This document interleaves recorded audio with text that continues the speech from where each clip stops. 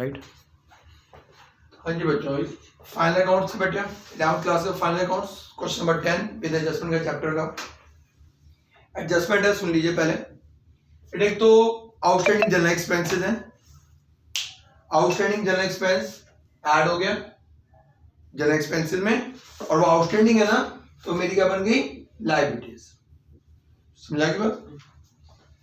Rent भी outstanding है, add हो गया रेंट में, और वो आउटस्टैंडिंग रेंट हमारी क्या हो गया, लायबिलिटीज। लिखा नहीं था बेटे, आउटस्टैंडिंग रेंट कितना अमाउंट ड्यू है, 850।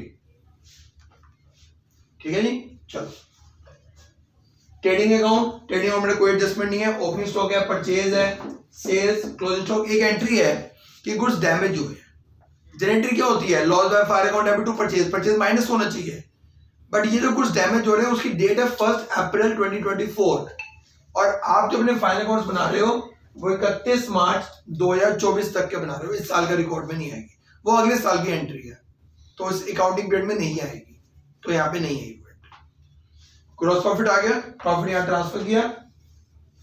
प्लांट एंड मशीनरी पर डेप्शन लग रही है 10%। प्लांट एंड मशीनरी की वैल्यू थी 1,75,000, डेप्रिसिएशन लगी तो प्लांट एंड मशीनरी की वैल्यू रहेगी 1,57,500। सैलरीज कैश आउटवर्ड पीएनएल में, डिस्काउंट अलाउड, प्रीमाइसिस पे भी डेप्शन लग रही है 2%।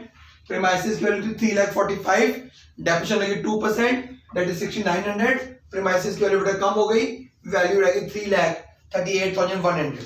Cash in hand, cash at bank, bills payable, outstanding rent, outstanding expenses, closing stock की वैल्यू आ गई यहाँ पे। अब आगे बात बैड डेट वाली एडजस्टमेंट।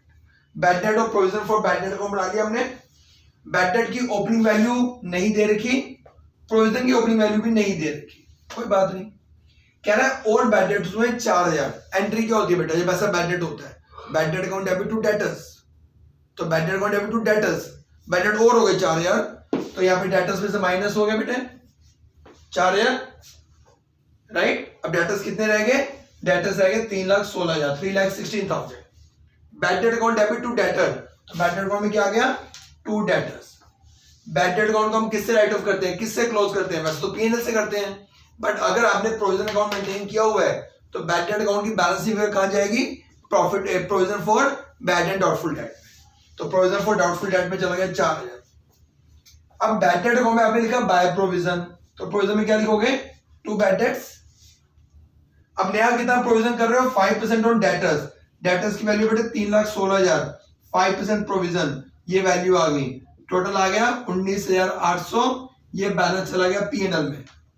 प्रोविजन अकाउंट में by PNL, then PNL account में to provision for doubtful debt. अगली मोस्ट इंपोर्टेंट एंट्री है मैनेजर्स कमीशन, क्या मैनेजर्स को कमीशन दे रहे हैं 5% नेट प्रॉफिट का, ठीक है, नेट प्रॉफिट निकाल लेते हैं। हमें नेट प्रॉफिट निकाला, बट प्रॉफिट नहीं आ रहा बेटे, लॉस आ रहा है इस क्वेश्चन में। प्रॉफिट वाले भी क्वेश्चन आएंगे, हम करेंगे, बट यहाँ पर बेटा लॉस आ गया, तो मैनेजर्स को कमीशन तब देते हैं अगर प्रॉफिट हो, बट यहाँ पर लॉस है, तो लॉस के केस में कोई कमीशन नहीं होती, तो एंट्री फिर आपको क्या करनी पड़ेगी, इग्नोर, राइट, लीव इट, इसके कोई नो नीड। नेट लॉस आ गया, लॉस से क्या इफेक्ट पड़ा, आपकी कैपिटल बेटे माइनस हो गई, ड्राइंग होती तो कैपिटल और माइनस हो रही थी, ये मेरी वैल्यू आ गई। तो ये था बेटे बुक का क्वेश्चन नंबर 10, और उसमें एडजस्टमेंट क्या थी, आउटस्टैंडिंग रेंट था, आउटस्टैंडिंग जनरल एक्सपेंसेस थे, बैड डेट था, प्रोविजन था, और goods damage, but goods damage entry नहीं आई क्योंकि वो अगले साल के है, कमीशन वाली एंट्री नहीं आई क्योंकि लॉस हो गया। समझा गया।